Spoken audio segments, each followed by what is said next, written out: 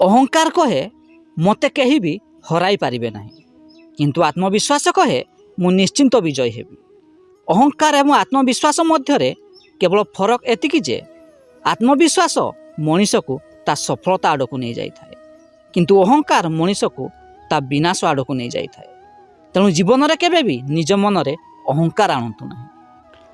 ଦୁନିଆରେ କେବଳ ବାପା ମା' ହିଁ ଆମର ଭଲ ପାଇଁ ସବୁବେଳେ ଭଗବାନଙ୍କ ନିକଟରେ ପ୍ରାର୍ଥନା କରିଥାନ୍ତି। ମନେ ରଖନ୍ତୁ, ଜୀବନରେ ବାପା ମା'ଙ୍କ ଠାରୁ ଅଧିକ ଭଲ ପାଇବା ଆଉ କେହି ବି ଦେଇପାରିବେ ନାହିଁ। ତେଣୁ ଜୀବନରେ କେବେ ବି ବାପା ମା'ଙ୍କ ମନରେ ଦୁଃଖ ଲାଗିବା ଭଳି କଥା କୁହନ୍ତୁ ନାହିଁ।